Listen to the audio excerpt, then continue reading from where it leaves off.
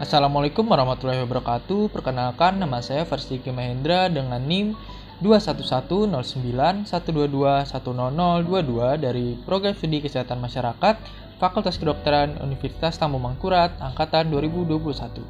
Pada video kali ini, saya ingin menyampaikan presentasi mengenai visi, misi, dan tujuan WLM, FKWLM, dan PSKM FKWLM, serta 8 kompetensi sarjana kesehatan masyarakat dan juga profil lulusan kesehatan masyarakat atau Miracle. Langsung saja kita mulai. Yang pertama ada visi, misi, dan tujuan WLM. Visi terwujudnya Universitas Tamu Mangkurat sebagai universitas terkemuka dan berdaya saing di bidang lingkungan lahan basah. Rumusan visi WLM ini mengandung 3 kata kunci utama, yaitu terkemuka, berdaya saing, dan lingkungan lahan basah yang nantinya akan saya bahas. Pencapaian visi WLM ini sangat konsisten dengan visi fakultas di lingkungan WLM yang dicerminkan pada kapasitas institusi yang terkemuka atau unggul di bidangnya, pencapaian sumber daya manusia, dan ipteks yang berkualitas, serta lingkungan lahan basah sesuai bidang keilmuan fakultas menggunakan variasi narasi kata, antara lain lahan suboptimal atau area sungai, dan pertambangan atau perikanan, kelautan, yaitu fakultas pertanian, perikanan, kedokteran, kehutanan, dan teknik. Sementara beberapa fakultas seperti Fakultas Kedokteran Gigi, Fakultas Ekonomi dan Bisnis mengimplementasikan lahan basah di dalam narasi misi fakultas.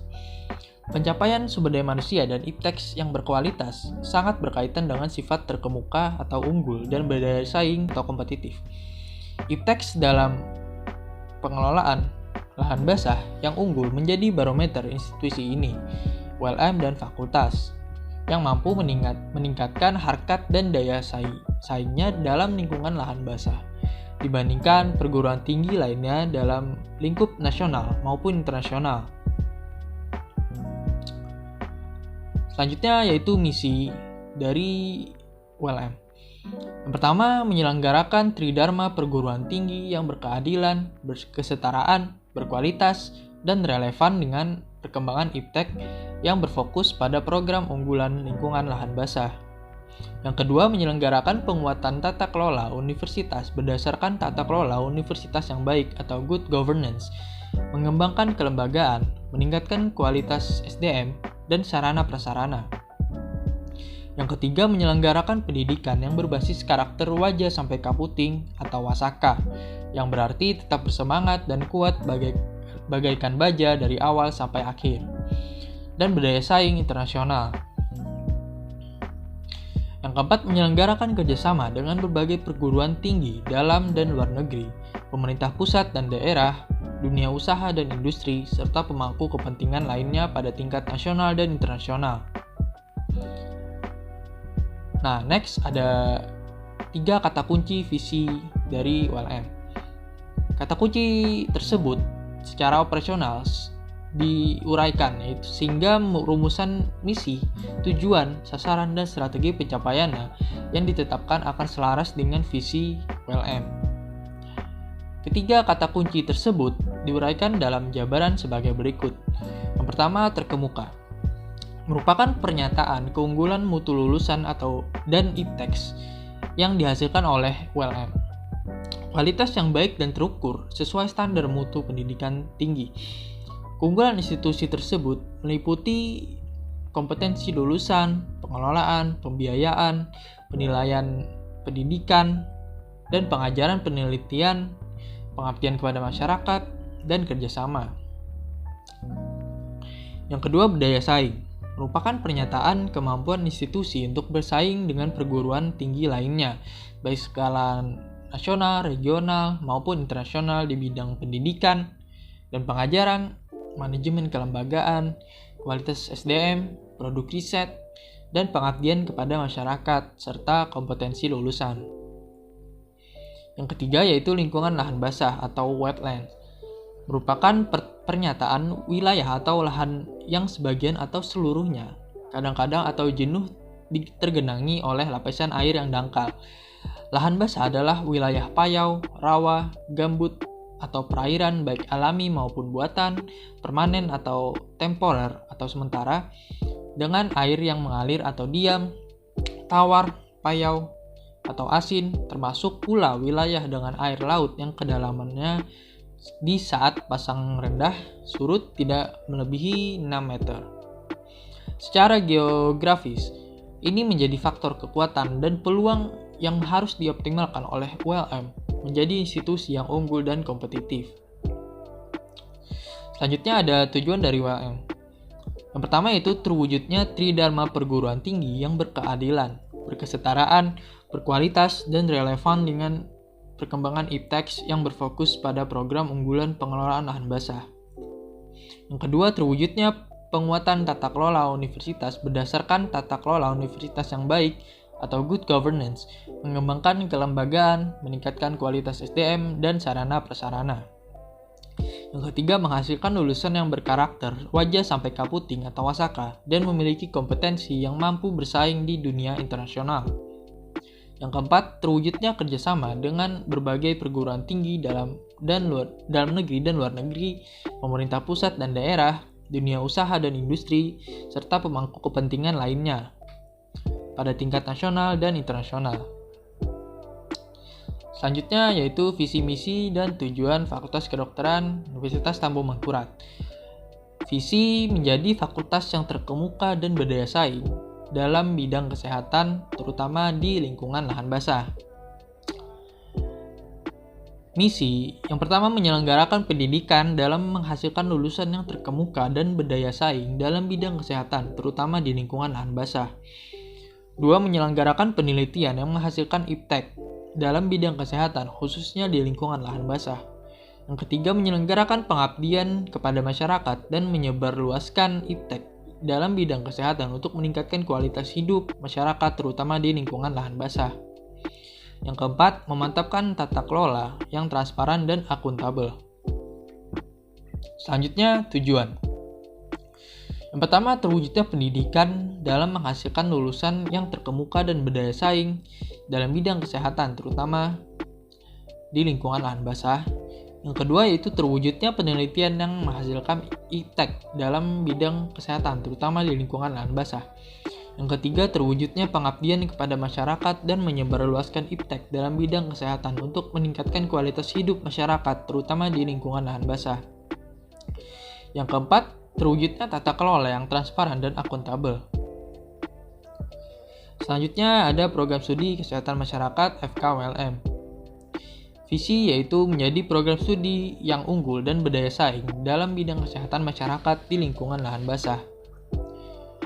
Misi yang pertama menyelenggarakan pendidikan yang berorientasi pada nilai integritas dan unggul dalam bidang kesehatan masyarakat di lingkungan lahan basah. Yang kedua, menyelenggarakan penelitian yang kreatif dan inovatif dalam bidang kesehatan masyarakat di lingkungan lahan basah.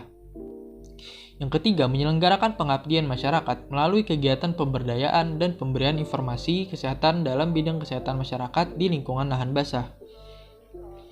Yang keempat, menyelenggarakan diseminasi karya ilmiah di tingkat lokal, nasional, maupun internasional. Yang kelima, melaksanakan kerjasama dengan pihak swasta, perguruan tinggi, dan pemerintah. Yang keenam, memantapkan tata kelola yang transparan dan akuntabel. Selanjutnya yaitu tujuan SKM. Yang pertama, menghasilkan lulusan yang memiliki nilai integritas, unggul, dan terdepan dalam menguasai ilmu kesehatan masyarakat di bidang lingkungan lahan basah dengan mengutamakan isu strategis kesehatan masyarakat. Yang kedua, menghasilkan karya ilmiah yang bermutu tinggi, kreatif, dan inovatif baik secara teoritik, konseptual, ataupun metodologi yang dapat memperkaya pengembangan ilmu, pengetahuan, dan teknologi ilmu kesehatan masyarakat yang selaras dengan pembangunan kesehatan masyarakat. Yang ketiga, meningkatkan peran serta aktif dalam membantu pemerintah, masyarakat, dan pemangku kebijakan terutama dalam bidang kesehatan masyarakat pada lahan basah serta menyebarluaskan informasi kesehatan berdasarkan hasil kajian ilmiah untuk meningkatkan derajat hidup masyarakat. Yang keempat, menghasilkan kegiatan-kegiatan dalam rangka menyebar hasil penelitian maupun pengabdian kepada masyarakat pada tingkat lokal, nasional, maupun internasional.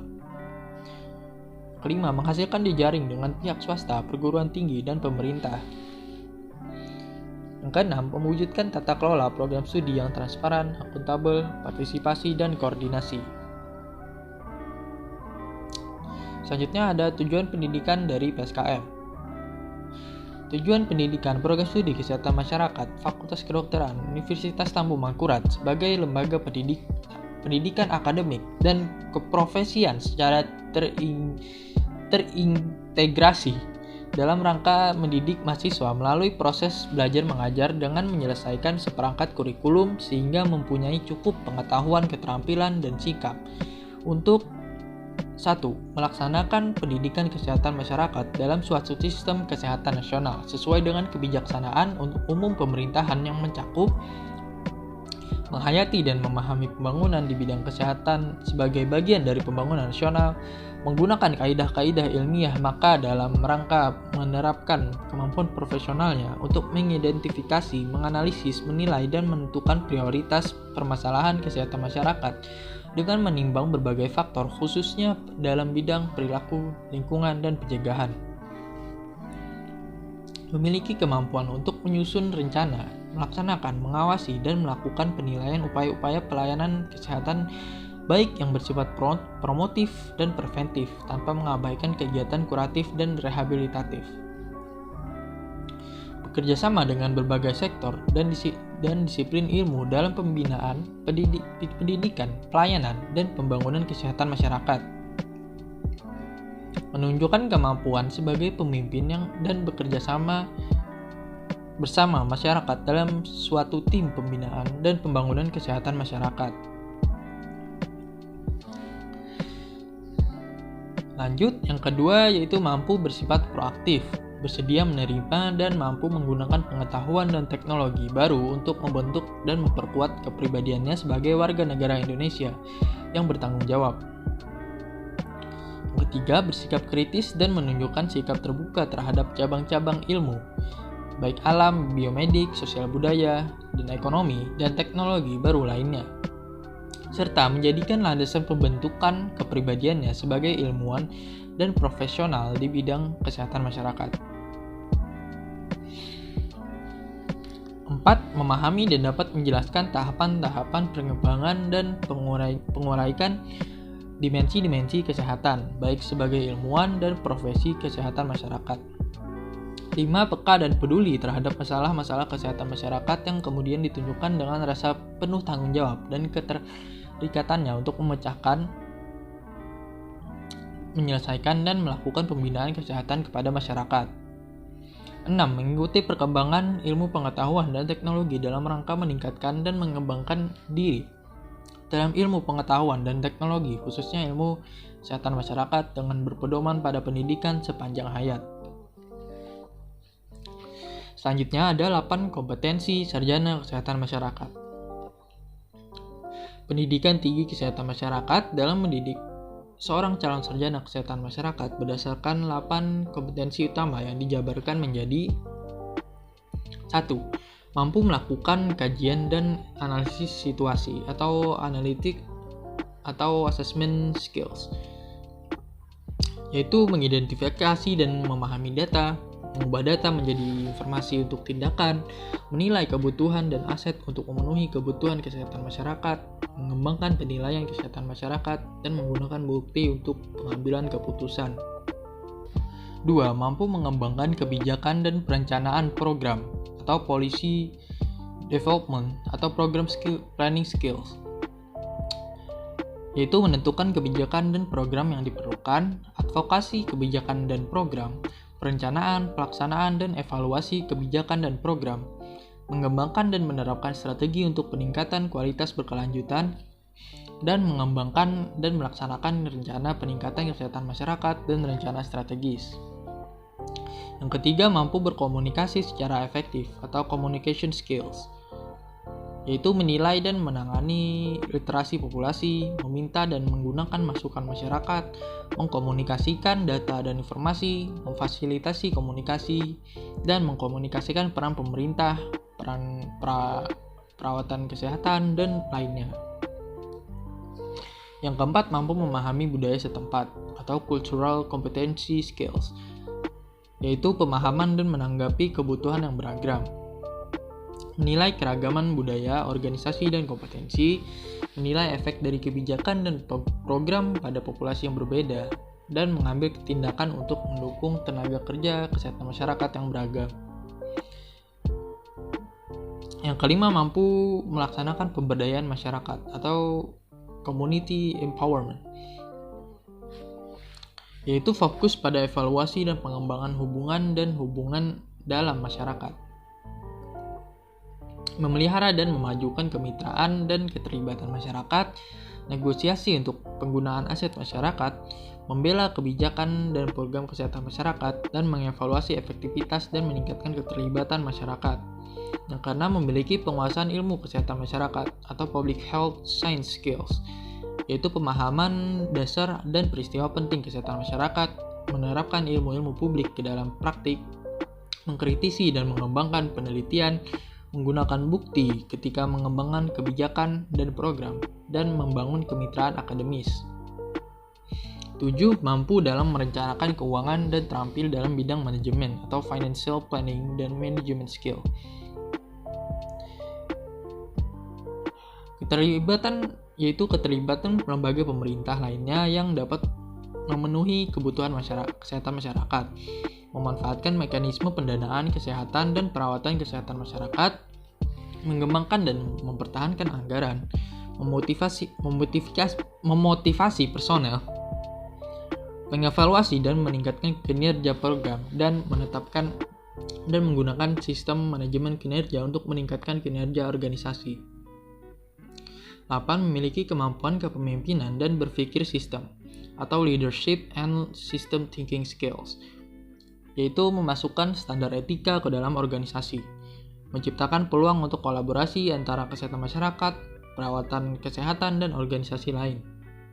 Personil pendampingan menyesuaikan praktik untuk mengatasi perubahan kebutuhan dan lingkungan, memastikan peningkatan kualitas yang berkelanjutan, dan mengelola perubahan organisasi, dan mengadvokasi peran kesehatan masyarakat pemerintah. Selanjutnya ada profil lulusan kesehatan masyarakat. Profil lulusan sarjana kesehatan masyarakat berpedoman pada karakter seorang tenaga kesehatan masyarakat yang profesional adalah manager, innovator, researcher, apprentice, communitarian, leader, dan educator atau miracle. Yang pertama itu manager, yang berarti mereka mampu mengelola program kesehatan masyarakat. Yang kedua, innovator, yang berarti mereka mampu melakukan pendekatan yang inovatif. Yang ketiga yaitu researcher, yang berarti mereka memiliki keterampilan untuk melakukan penelitian dan menjelajahi bukti untuk membuat keputusan. Selanjutnya itu apprenticer, yang berarti mereka profesional dalam pembelajaran hidup. Selanjutnya communitarian, yang berarti mereka mampu bekerja di tengah masyarakat. Yang selanjutnya itu leader, yang berarti mereka dapat menjadi pengambil keputusan untuk menemukan visi untuk kesehatan masyarakat. Dan terakhir itu educator, yang berarti mereka mampu mendidik semua orang untuk hidup sehat. Baik, itu saja yang dapat saya sampaikan pada video kali ini. Mohon maaf jika terdapat kesalahan. Saya akhiri. Wassalamualaikum warahmatullahi wabarakatuh.